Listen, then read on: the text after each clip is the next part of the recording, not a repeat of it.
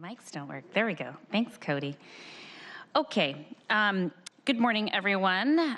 Welcome to a regularly scheduled committee hearing for the Gender Equity, Safe Communities, New Americans, and Education Committee. I'm Councilmember Lorena Gonzalez, chair of this committee. Joining me at the table is my colleague, Councilmember Teresa Mosqueda, and vice chair of this committee. And I understand that Councilmember Johnson will also be joining us. Thank you all for being here. So there are 3 items on today's agenda. First, we will discuss and likely vote on Council Bill 119468, an ordinance that would create an incentive program for hiring police officers to the Seattle Police Department. I'm offering a comprehensive set of amendments to this council bill that I've shared with committee members in advance of today. And there are copies of those changes available for members of the public in the front of the room. After consideration of that council bill, we will hear from the Seattle Immigrant and Refugee Commission as they present their 2019 work plan. And then lastly, we will consider a vote on a reappointment to the Immigrant and Refugee Commission. So before we dig into that, we will consider public comment, and then we'll go ahead and begin items of the agenda. Just really quickly, wanted to, as part of my chair's report, let both my colleague, Councilmember Mosqueda, and members of the public know that we've heard some news recently from various media outlets in terms of a new initiative and bill being introduced and offered by our Congresswoman, Pramila Jayapal, that would propose a Medicare for All structure. I've been in conversations with Congresswoman Jayapal for several weeks now about her bill, and really excited to see that she has over 100 co-sponsors in the House of Representatives to support a Medicare for All bill. We know here in the city of Seattle, and there's probably nobody better than Councilmember Mosqueda to talk about this, but the health disparities in terms of people's access to insurance and affordable health care coverage is very wide in King County and in the city of Seattle.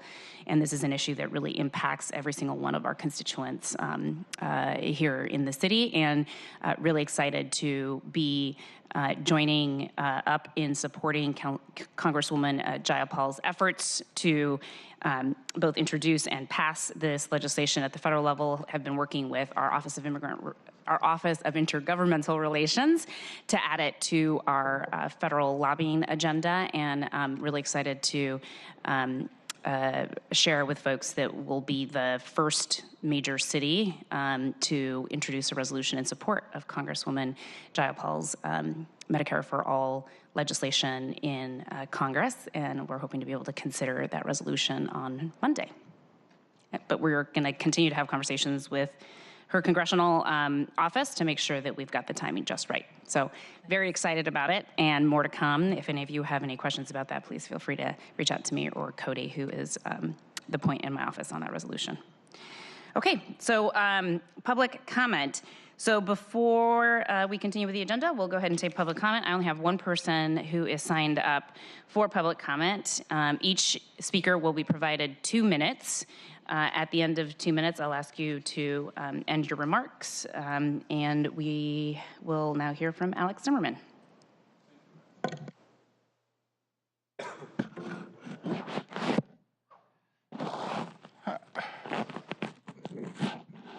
Zig hi, my sweet, lovely sugar council. My name Alex Zimmerman. I want to speak about agenda number 1, about policemen. I see many stupidity in Seattle for the last few years. This is a number 1 stupidity, what is I think. Why you need more policemen? We have more than enough policemen. Gestapo principle, what is we have in the city, nothing changed. More policemen is stupidity. Give you a couple examples. Example number 1, Saturday meeting in university, 100 policemen present, 100. It cost us $1 million. And this almost dozen people in small room, so probably 5 policemen enough. That's number 1. Number 2, I go yesterday for a meeting for City Light, and Director Schmidt presenting this meeting with council. This never happened with police commissioner. Police commissioner never opened to public comment. I never see when director or chief of police present in council meeting. You know what it means? Commissioner meeting, like everybody doing. And I'm talking about this for many years. It's exactly what is happening right now. We need to establish a policy so every director, together with commissioner, you know what it means, can come every month and speak to people. And people can speak to this. I'm talking about this for many years, 100 times. So people like you into mayor office, Durkan, and before this idiot Murray, you know what it means? We need doing this. It's exactly what is we don't need more policemen, we don't need more money, we need a smart management. It's exactly what is I don't have, council and smart manager. We don't have this right now. So stand up Seattle, stand up America, clean the dirty chamber from this cretin and idiot, include management, this is important. Stand up America, thank you very much. There it is. Okay, so is there anyone else who would like to provide us any form of useful public testimony? No one? Okay, we will go ahead and close out public testimony, and we'll go ahead and begin today's agenda. So if you are here to speak on agenda item 1, which is Council Bill 119468, I ask you to join us at the table while Cody reads this item into the record. Agenda item 1, Council Bill 119468, an ordinance relating to the Seattle Police Department, creating an incentive program for hiring police officers and repealing obsolete sections 4.20530, 4.20540, and 4.20.550 of the Seattle Municipal Code for briefing, discussion, and possible vote. Thank you, Cody. So why don't we go ahead and do a quick round of introductions, and then I will sort of frame up the issue really quickly, and then I'll hand it off. Greg Doss, Council Central Staff. Mike Fields, HR Director, Seattle Police. Carrie McNally, Seattle Police Recruiter. Angela Sosi, SPD Budget Director. Ben Noble, City Budget Director. Catherine Eisenberg, Innovation and Performance. Well, thank you all so much for being with us. This is our second committee hearing on this particular council bill. We have reintroduced this bill this past Monday on our introduction referral calendar to modify the title of the bill to allow for the amendments we're going to discuss this morning to be considered and voted on by the committee and be subject to a recommendation for the full council. The proposed amendments that I am asking the committee to consider were distributed to council members yesterday. I apologize that that wasn't up in Legistar in time, but we do have copies of those available in the front in paper form, and we'll make sure that the clerk uploads the electronic version of the proposed amendments to Legistar here in short order. What I'd like to see happen today is that Greg will walk through my proposed amendments to the underlying council bill, and then we'll have an opportunity to have a conversation about those components, those proposals, and then we also made sure to have members of the Seattle Police Department and the City Budget Office available with us to make sure that if there are any questions regarding implementation or intent, that they're here as technical experts to provide us their opinion on the workability of the proposed amendments. The second thing that we'll do is hear from the executive on some changes that they'd like to see reflected in the council bill. Unfortunately, I got those I didn't see them until late last night and didn't have an opportunity to talk with them offline about it, but thought it would be in the sort of sake of transparency, a good practice for us to just have a conversation about them at the table. I don't think any of them are controversial. Most of them are wordsmithing, but wanted to make sure that you all had a copy of those, which I think Cody just passed out to you all. That's the red line version that you have in front of you. For purposes of today's conversation and action, I'm not going to suggest that because we're just now seeing these amendments, I'm not going to suggest that colleagues, you be put in the position of voting on this modified language, even though I think for the most part they're not controversial changes. What I'd rather do is vote on my underlying language and then give us an opportunity to work with the executive on considering some of the red line edits that they have made to my amendment language for consideration as a walk-on amendment at full council, or potential walk-on amendment at full council, assuming we can't get to an agreement on Friday.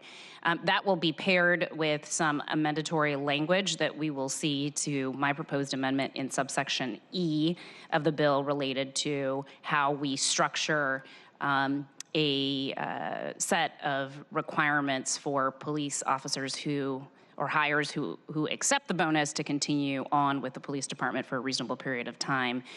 So we are going to work with the executive on striking a balance as it relates to Section E, and we can talk about more details and possibilities of what I'm thinking in conjunction with the executive in terms of subsection E, and we'll have a conversation about that today. So that's what I think the run of show will be for today. So with that being said, I'm going to hand it over to Greg to have him walk us through my proposed set of amendments. Thank you, Madam Chair. You did a great job summarizing it. Which would you prefer that I speak to, the red line Mine. version? Mine. Okay, so taking it from your version, there are several changes that are proposed to the original bill, or I'm sorry, the amended bill. I'm not saying this right. To Council Bill 119468. And I'm going to walk through them. The first one is that there is a cap that is placed on the amount that could be given to a lateral or to a new hire upon coming into the SPD, and that cap is $15,000 for a lateral hire and up to $7,500 for a recruit hire. So, of course, as with the original legislation being permissive, this is also permissive. The department would be allowed to pick the level that they wanted to create the incentive at. The second provision is that the City Budget Office, Performance and Innovation Team, and the Seattle Police Department work together and come up with some measures to evaluate the program to see whether or not it's working. And those measures would be put together into a report that is transmitted to the council on September 3rd, 2019. The intention there is that there would be an evaluation for the council to look at before the writing of the 2020 budget. And if there was a desire to make any changes in the budget, there would be some data to guide that discussion. So I'm going to go ahead and read what those are.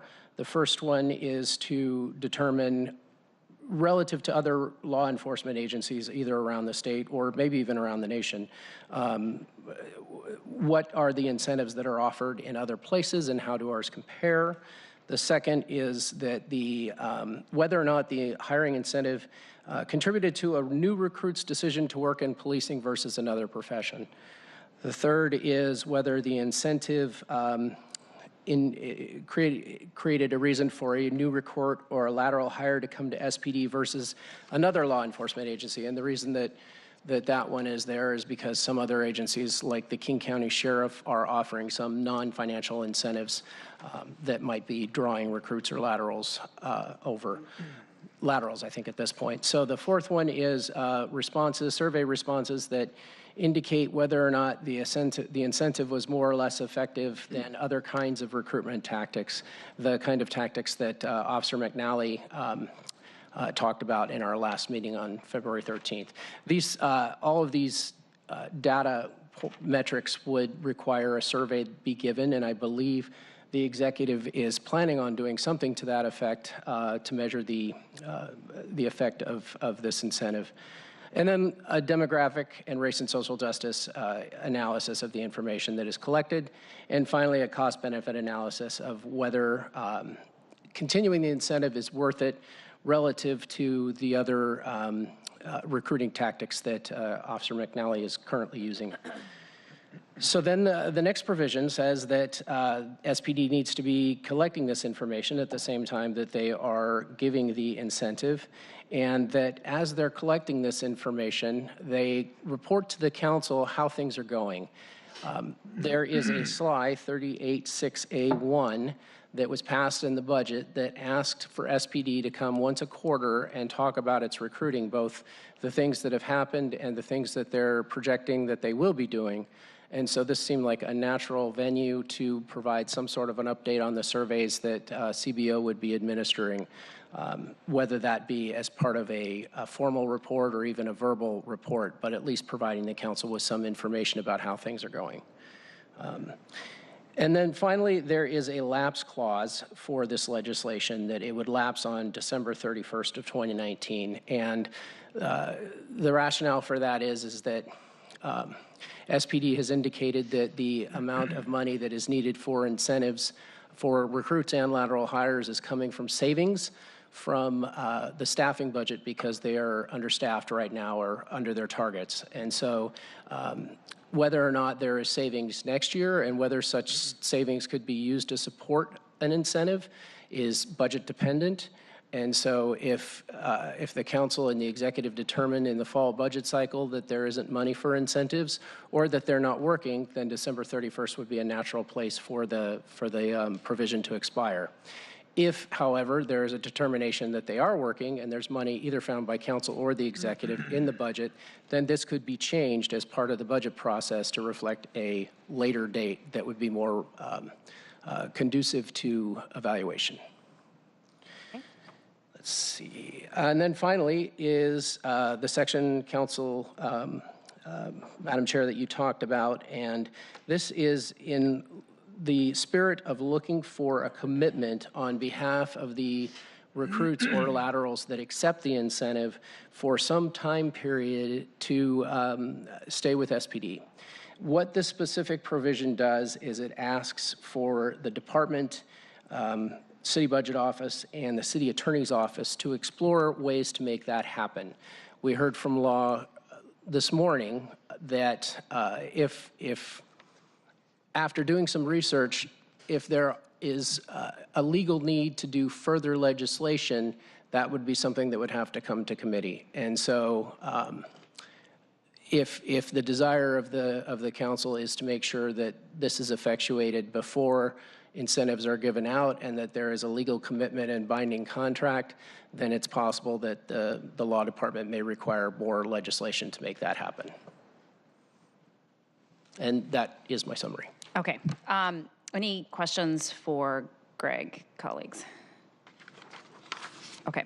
I'll just say on this last piece, subsection E, for me, it's really important to make sure that if we are going to stand up this program, that we as the city council have a high level of confidence that the individuals who are accepting the hiring bonus are going to be incentivized to also remain at the police department. And I think that's just a really important principle and concept that we have to bake into the legislation. So I have indicated to the executive that it is my strong preference that provision be legislated and included within the council bill as opposed to being left to policy. And so I think that what I would like to propose is that my colleagues support the language that appears in this amendment with the understanding that my office will be working with the executive on coming up with some language that will also be subject to legal review and that will be acceptable in terms of all of the employment law and contract laws that may apply to this particular scenario, which I think is what Mr. Doss was signaling.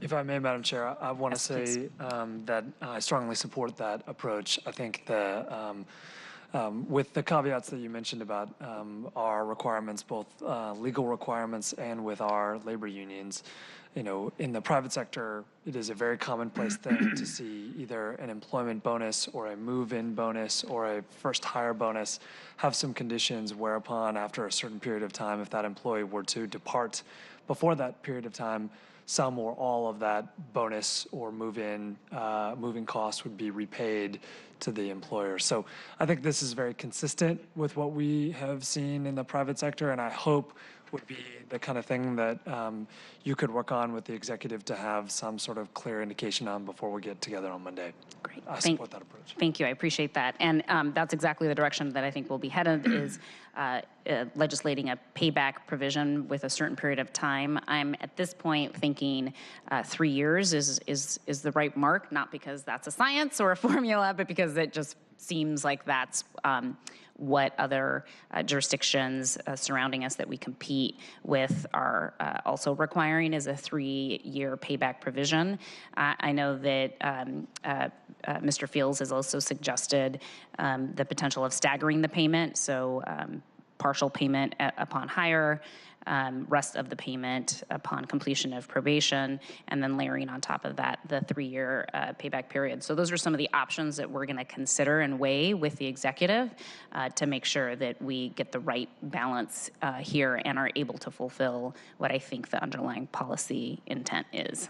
And if I just might, our interests here are completely aligned, so we look forward to that very conversation. I think the only other interest we have, which I think we also share, is given the interest in starting this program, that we work as quickly as we can to reach that language. And I think, again, we're all aligned to do exactly that, and we'll work with the law department to do so. Great, great. So if we vote this out of, if we vote an amended version of this bill out of committee today, we stand a high chance of being able to have the full council consider the amended bill on March 4th, which is this Monday. If for some reason we bump up against some delays for whatever reason, then we could delay consideration of the full council bill until of the amended bill until March 11th full council. And I understand from my conversations with Mr. Noble that would be okay. Yeah, no, again, it's as soon as possible, but it's obviously contingent on being able to get this language nailed down, again, and language that we all agree is important to have. Great. So we're looking at either full council consideration of an amended bill on March 4th or March 11th, with the understanding that that my amendatory language will likely be further amended to take into consideration the policy concerns that we share on subsection E. There are also some other, any other questions about that, colleagues? Okay. There are also some other revisions that were offered by the executive. And Greg, I don't know if you want to walk through those or if you want to defer to the executive. I would defer to the executive. Yeah, so I will give a shot, and Mike, you can help me as we go here. Sure. So you actually have the marked up version, so the red underline are our suggested changes. And just real quick, we are, I think the biggest change we have, and it's reflected in this language in the first underline for an interim status report. As proposed, the incentive in the initial amendment, the incentive would expire at the end of December 31st of this year. We're suggesting to extend that to June of next year, simply because we think that without a full year, we're not going to have a meaningful way to assess how effective this is. Obviously, that would be stipulated upon our ability to resource the incentive for the first part of next year as well. I think we will be in that position, but as part of the budget process, that could be further explored. But we just want to create the clear expectation that if resources are available, we would be running the program through at least June of next year, again, to really assess whether or not we've made a difference over, because by the time we get started here, that will be roughly a calendar year, given that in order to get the reauthorization, we'd probably need to present you legislation by, I'm thinking, the middle of April, so that you could debate it through, end of May, and then would have a 30-day effective. So we're sort of looking at an April to April kind of time frame. And we're talking 2020. Exactly. Yeah. So Ben, on that point, so one of the reasons we were locking this down into the end of this calendar year was because of just budget considerations. So how can we be certain that when you say that there's going to be resources, identify that it's going to be within existing resources? I'm presuming that you will be looking at ongoing salary savings. No, it's obviously a totally fair question. If when we bring you the budget in September, we are going to, we will need to be identifying as part of that the resources that we will use to run the program if we're proposing to continue it through the first half of 2020. You can see right now, we have the endorsed budget level, so you know what the committed level of funding is for 2020 for SPD now, and any variation from that we would need to explain. And so if we are actually requesting additional monies, additional funds to extend the program, you would see that and we could have that discussion. So again, we've been, I think, completely transparent about this. We'll continue to have a work group where we're clear about where we're headed here. So I think there'll be ample opportunity in the budget for you all to have that discussion, and through power of appropriation and proviso, you will be well situated, as you well know, to. I mean, most of the time we are. And again, I don't think that there's an antagonistic version of this. I mean, we're only working together. But I mean, I think so. We would be very clear about that and how we plan to fund it. And that way, we wouldn't have to reauthorize legislation and worry about that. That's all. Okay. And with that notion of timeline, a September report going into budget would be an interim report, hence this language. And then the May I ask a quick Yeah, question? on that? Councilmember Mosqueda.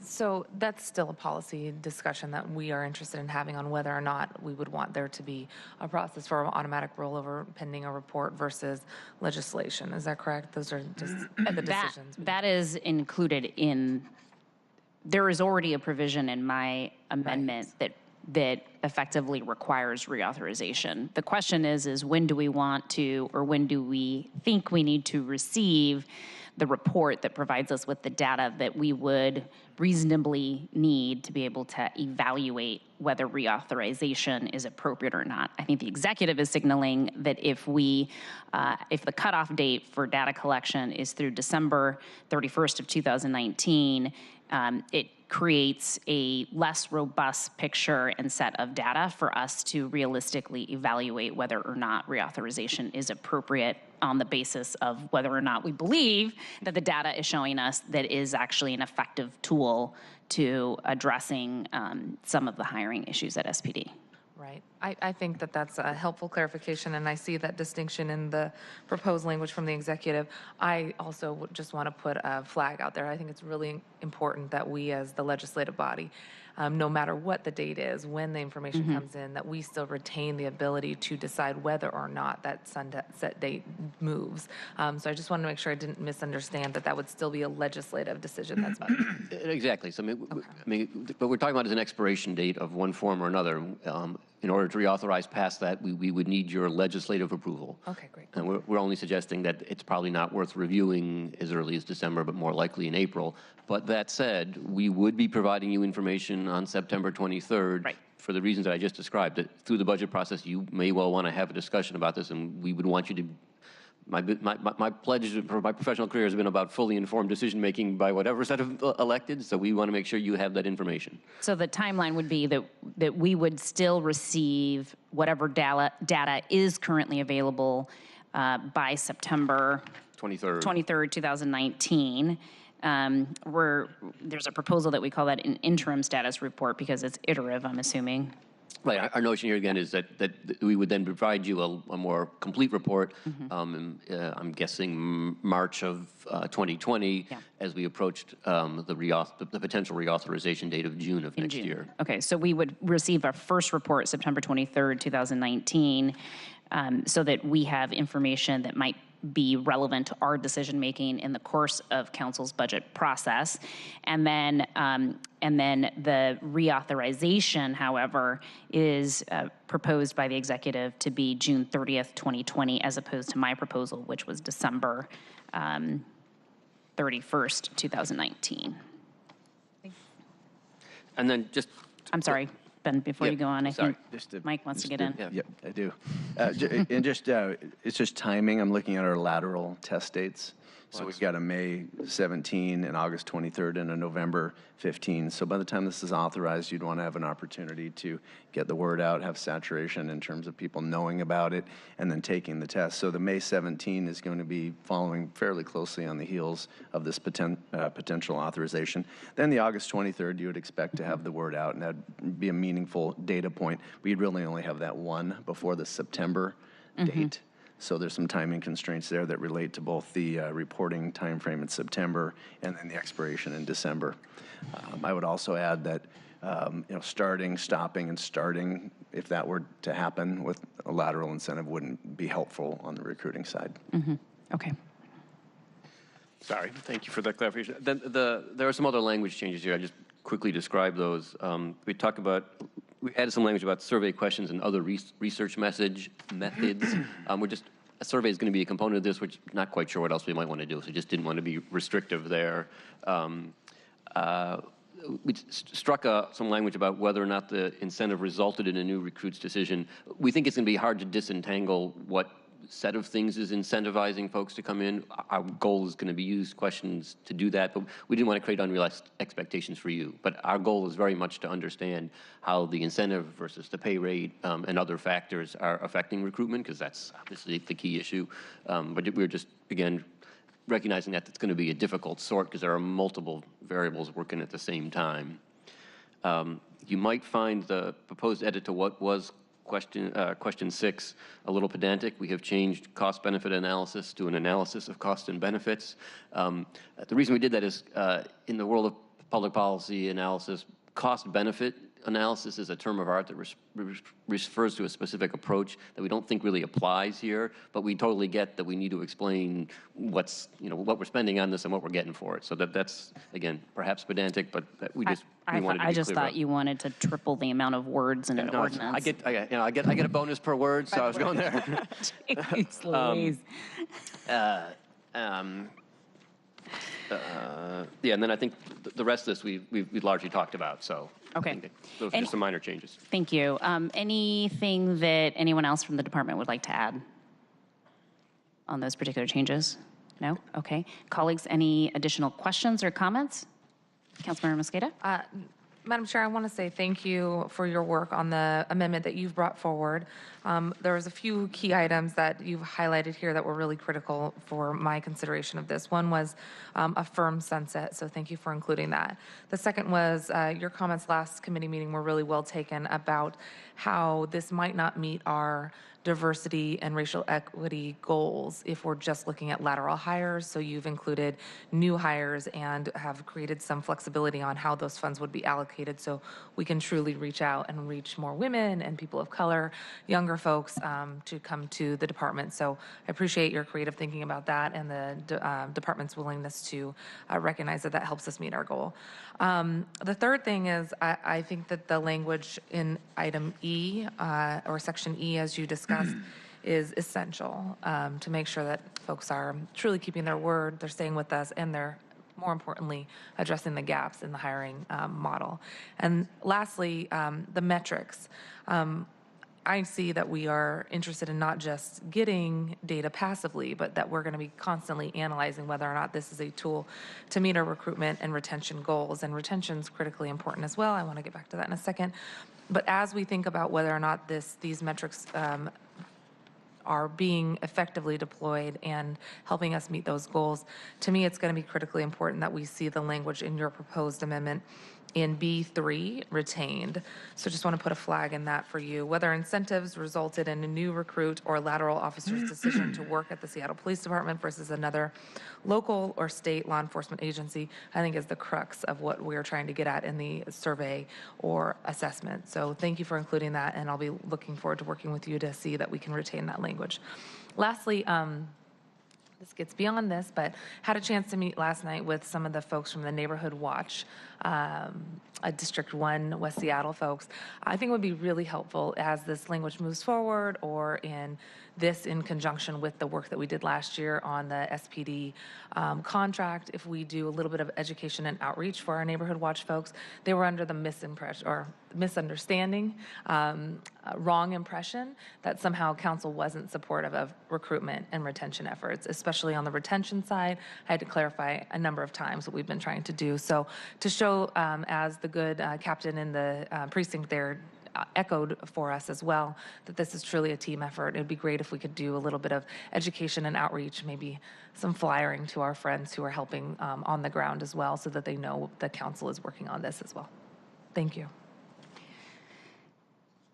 Thank you so much. I would concur with that last point. I've been trying to amplify our work in this space for quite some time, and any partnership we can see out of the mayor's office and the police department would be greatly welcomed and appreciated.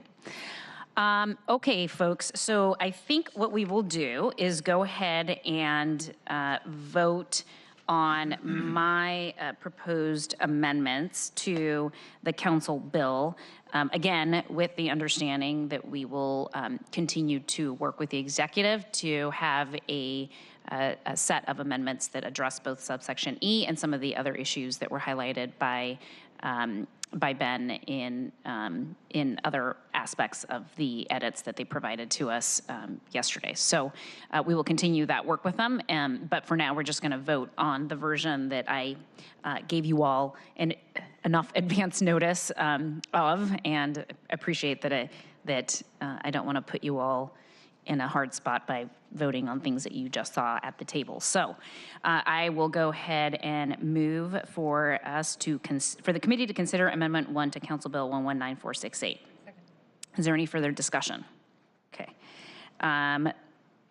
All right, so all those in favor say aye. Aye. Any opposed? No opposition. The council bill has been amended.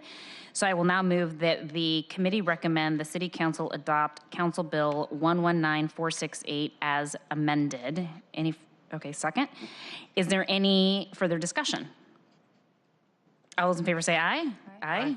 Nobody is opposed. The committee recommends the City Council pass Council Bill 119468 as amended by a unanimous vote. The bill, again, will be considered at a full City Council meeting either on Monday, March 4th or March 11th, dependent on how long it takes us to undergo legal review and negotiation of some of the pending language.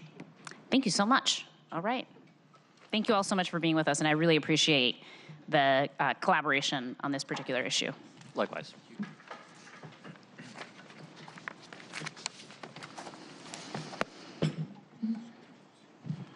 Okie dokie. So we are going to move along to agenda item 2. If you are here to present on the second agenda item, I ask you to make your way up to the table, and then Cody is going to read agenda item 2 into the record.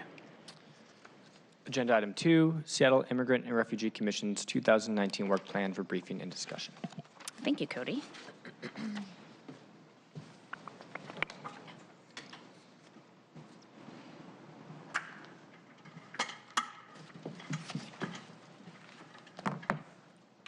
All right, good morning. Morning. So we will go ahead and, for those of you that haven't been at the table with us, your microphones should be really uncomfortably close to your face, and the green button should be on. That's how we make sure that your voices are heard beyond the table. So we'll go ahead and start with a round of introductions, and then Maha, did you want to make some introductory remarks, or you just want to let the commissioners take it away? I'll just let them take it away. Okay, so let's do a quick round of introductions, and then I'll hand it over to you all for your presentation. Hello, I'm Maria Zepeda-Flores. Hi, I'm Johnson Nguyen. I'm Medhani Tabebe. Go ahead. Hi, I'm Maya Pia. I am one of the co-chairs of the Immigrant and Refugee Commission. I'm Ankita Patel. I'm one of the co-chairs of the Immigrant and Refugee Commission. Maha, you should introduce yourself. Hi, I'm Maha Jashan from the Office of Immigrant and Refugee Affairs. Thank you. All right. Maha, is it possible to get the PowerPoint? Yes.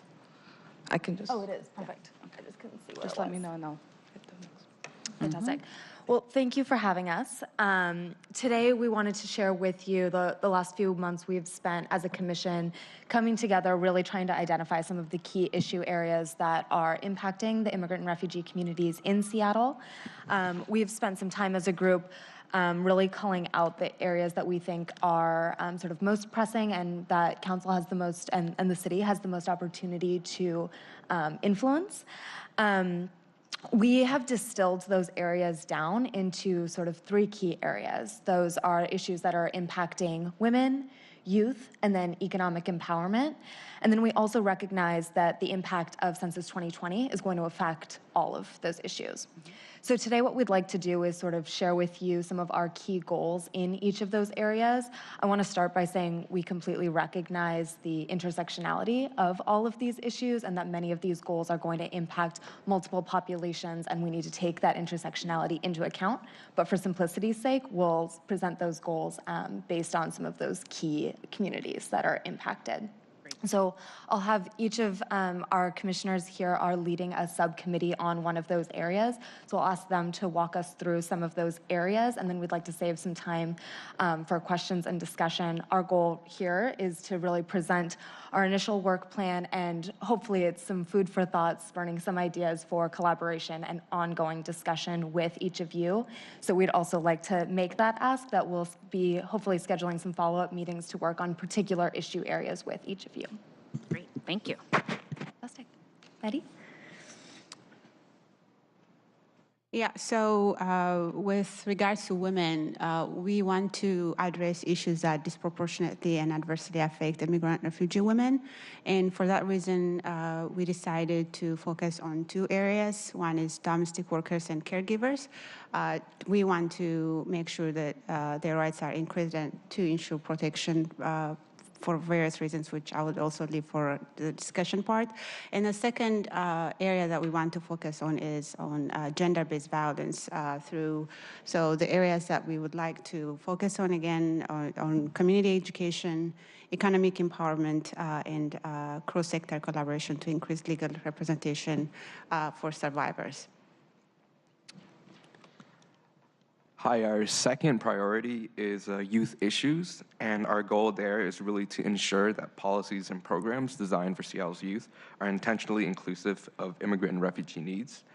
And one of our own guiding principles for this priority area is really to echo and uplift the City of Seattle programs or policies or services that directly connect to immigrant and refugee youth. And one of our subcommittee priorities was education, and especially making sure that provisions in the levy that was passed in November specifically include immigrant refugee youth. And we've done that by attending the levy oversight committee and really trying to build a relationship with the Department of Education and Early Learning. But we recognize that the different portions of that levy, there's different levels of how much community engagement that has happened for each of the programs, whether it's the Seattle Preschool Program or the Seattle Promise or any of the K-12 services. And I think on my end, one of the asks for you all is really to see, which other policies and programs do you think we should connect to and utilize our expertise to support and uplift into the community so they can connect to them. Great. The other main priority within the youth subcommittee is around youth justice. So identifying what are the needs that immigrant and refugee youth here in Seattle are facing. The bulk of our work really trying to be on how do we create or address youth needs before they even get involved with the criminal justice system. So what are the additional supports, resources, services that they need?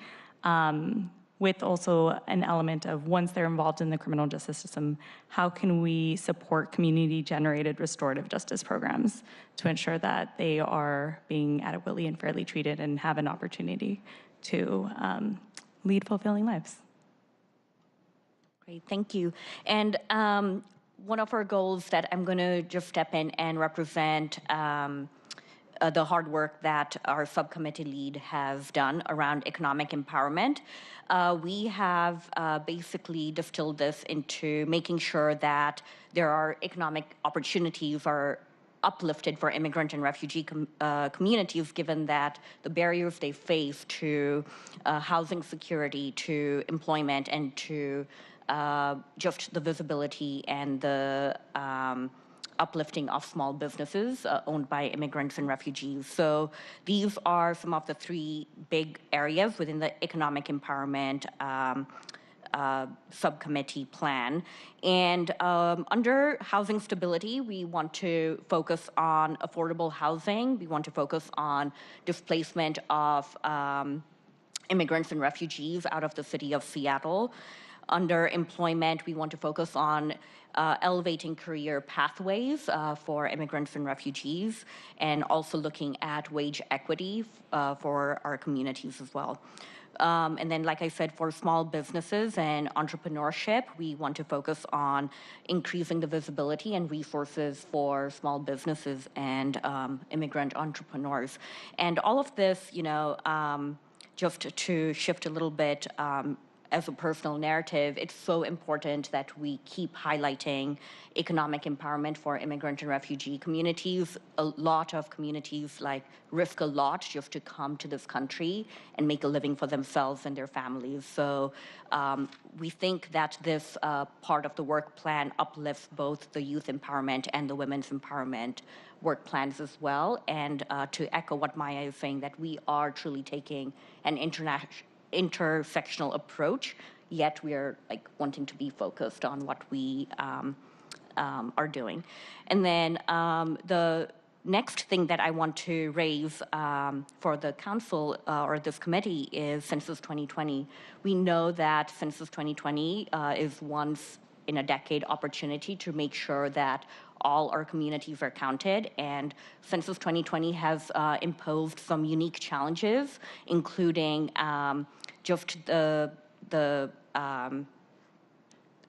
new challenges related to making sure that people are going to, fill in the online questionnaire, as well as the chilling effect that immigrants and refugees have already experienced with the citizenship question being proposed to be introduced in Census 2020. So we are still waiting on what will happen on that regard, but the impact has already happened. And so one of the things that we will be voting on in our next meeting is to make sure that this is part of our work plan, which is why you don't see this in the one-pager in front of you. One of the things that I want to also highlight in Census 2020 is the hard-to-count communities are at a greater risk of being undercounted. And these communities include immigrant and refugee communities, communities of color, renters, communities with, or people who are LEP individuals, as well as people experiencing homelessness, amongst other categories in the hard-to-count population. So again, these are all, really important communities that we should focus on and make sure that we are aiming our outreach efforts and resources towards them and educating them about the implications of Census 2020. Mm-hmm.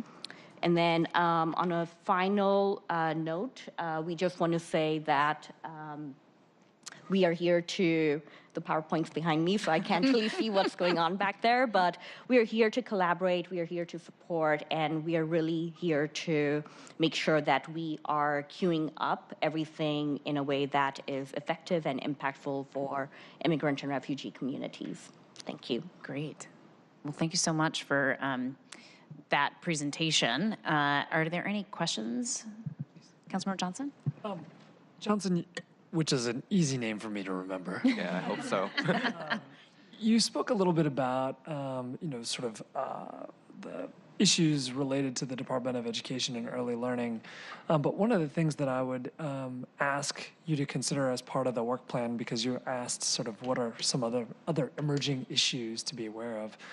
The city in 2014 authorized through a set of different taxes a partnership where we fund about $50 million a year worth of bus service of King County Metro. And that bus service, we have continued to expand over the last couple of years, the types of buses that are running and the communities in which they're running. And that's going to be up for renewal in 2020. So as you all consider what a 2020 work plan looks like, I'd strongly encourage you to think about that as a priority because of the economic and I think important access issues that come with an expanded bus service. We also have a commitment, as you may know, to offer a free ORCA card to students within the Seattle Public School high school system.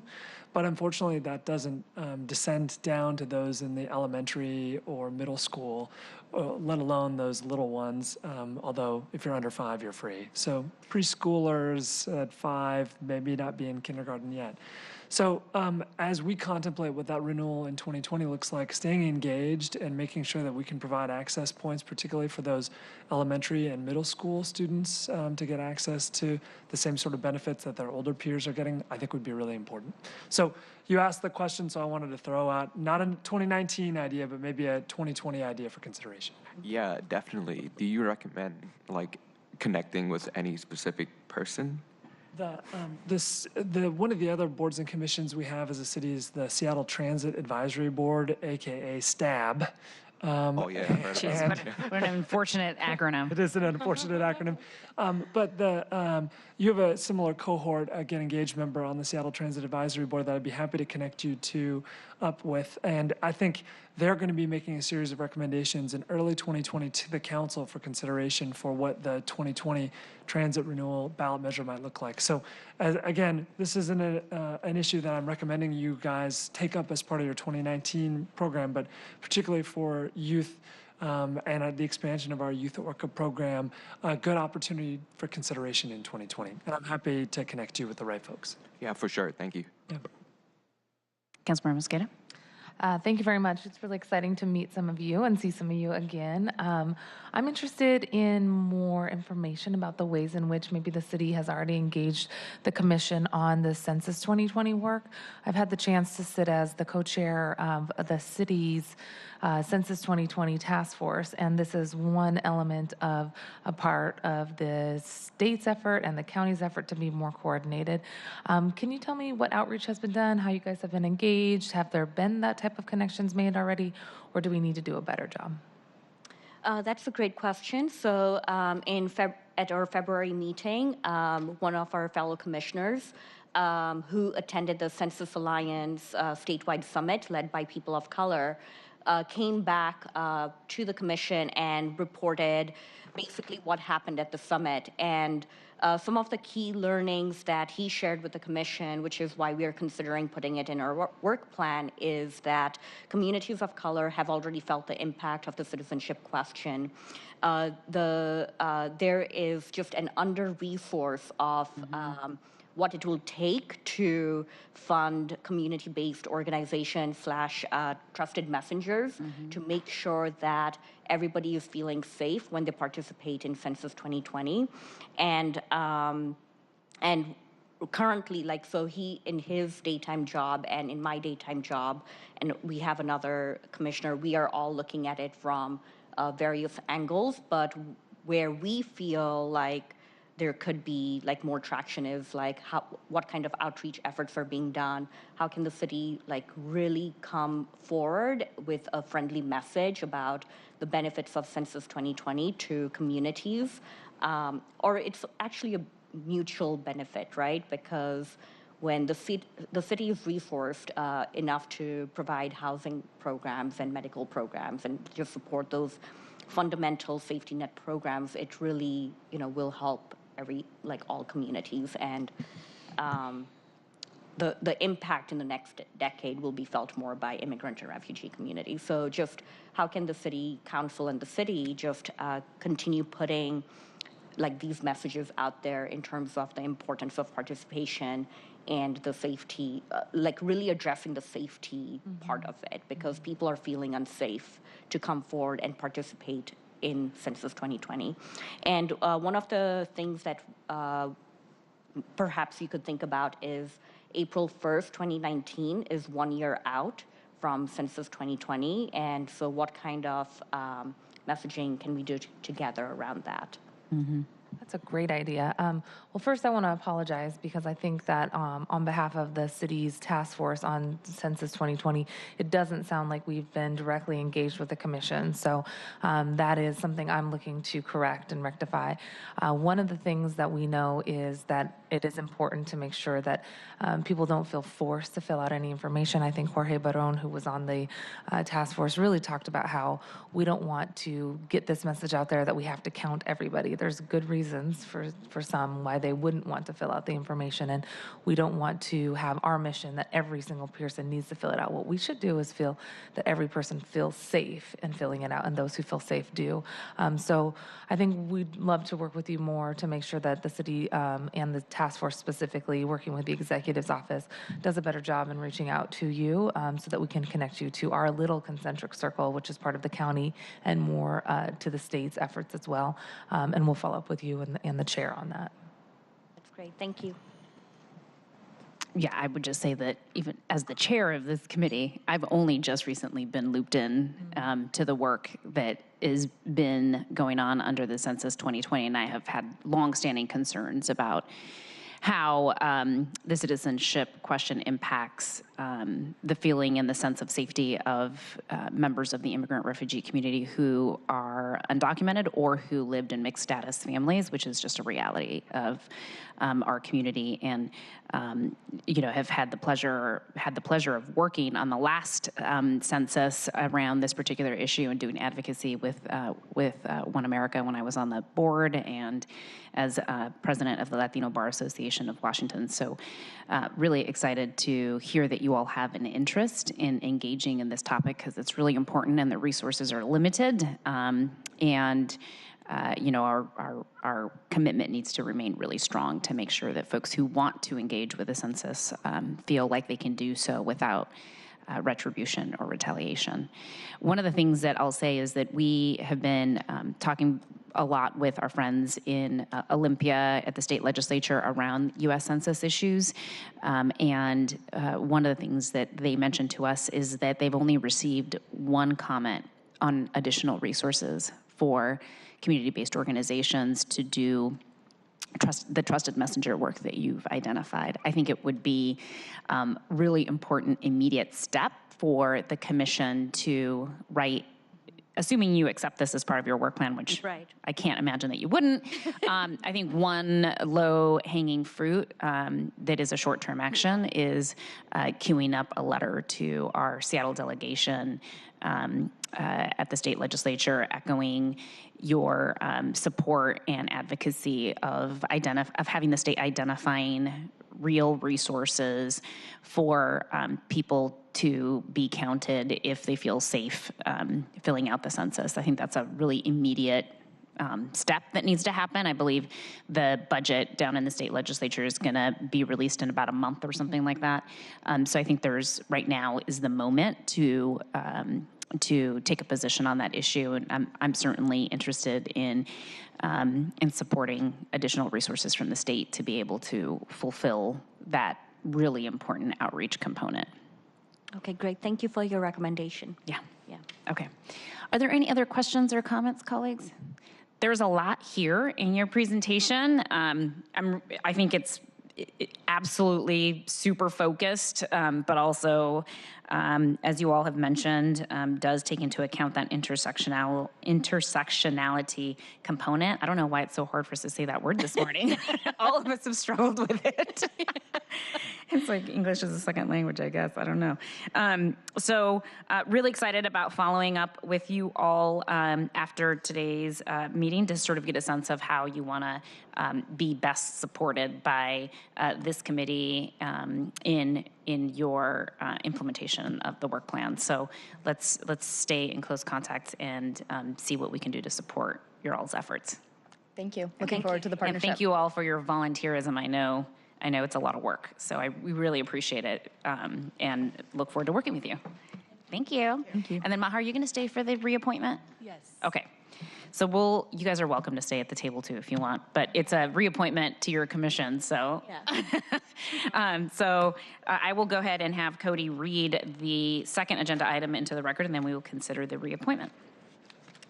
Agenda item 3, reappointment of Maya Babla Apia as member, Seattle Immigrant and Refugee Commission for a term from January 31st, for a term to January 31st, 2021 for briefing, discussion, and possible vote. Great, thank you, Cody. Maha, you want to go ahead and kick us off? Sure. I feel like this is just for the record. You can see how we're fans of Maya.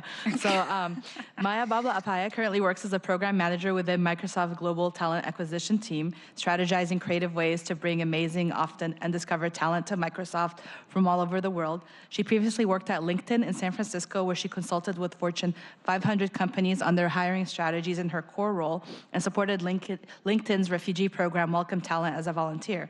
While in the Bay Area, Maya joined the Leadership Council of Upwardly Global, a nonprofit supporting refugees and immigrants in landing professional jobs aligned to their skills. And then when she moved to Seattle in January, Maya began growing Upwardly Global's presence in the Pacific Northwest. Previously, Maya worked at a Washington, D.C.-based nonprofit that partnered with women leaders in the developing world. This work inspired an ongoing commitment to find creative ways to have a positive social impact, and in particular, to use technology and cross-sector partnerships in order to do so at a global scale. And as you can see, OIRA recommends the reappointment of Maya. She will continue to be a great asset to the Commission. Not only does she work within the tech industry, as we mentioned, is very involved in the workforce development and youth employment realm through her connections to Upwardly Global and her role in Microsoft. She's one of the newly appointed co-chairs, and she's been doing a phenomenal job helping the Commission restructure their work plan and putting forth a strategy, and she brings in a much-needed economic development and job creation lens for immigrant refugees that the Commission currently needs. She's also a strong facilitator, an excellent strategist, great person to be around, and both skills have proven to be valuable to the Commission, so we'll leave it at that. Well, as we can all tell, Maya is a horrible underachiever in her life. And I'm just joking. Maya, we're really grateful that you want to continue your service on the Commission. It's really great to have somebody with your robust set of experiences who is willing to dedicate time in your free time to the work of the Commission. And, you know, I think for a lot of us in the immigrant justice movement, doing this work is not really free time. It's what we desire to do every moment of the day. So I really appreciate you channeling that energy into the Commission as one of the co-chairs and one of the commissioners in general. So really appreciate your willingness to continue to serve. Is there anything you'd like to say or add before we vote? It's a privilege to be a part of the Commission and work with such amazing co-commissioners. So I am very honored to be a part of the group. Great. Is there anybody on the Commission who's with us at the table that would like to object? Obviously, Jonathan Johnson almost went for it. He was like, Great drama on a Wednesday morning. I'm glad we all can still have a sense of humor in spite of the heaviness of this work for our community right now. I really do sincerely appreciate all of your leadership in this area and look forward to continuing to work with you, Maya, and the rest of you throughout the year. So if there are no questions from my colleagues, I'll go ahead and move for this item. No questions? No comments? All right. I ran out of jokes, so we're just going to keep going. So I am going to move for the passage. I move the committee to recommend the reappointment 01259. Is there a second? All right. Any further discussion? All those in favor say aye. Aye. No opposition. So the committee will recommend that the City Council confirm appointment 01259 with a unanimous vote. The appointment will be considered by the full council at its meeting on Monday, March 4th, 2019 at 2 p.m. Your attendance is, of course, welcome, but not required. Is there any other business to come before the committee? You work for what sounds like the best department, Global Talent Acquisition Excellence. That sounds like a good title. I like that they threw the excellence in there. That's Yeah. kind of a fun part, yeah. The excellence. Maya only works on excellence. That's it. Okay, so there is no other business before the committee, so we are adjourned. Thank you.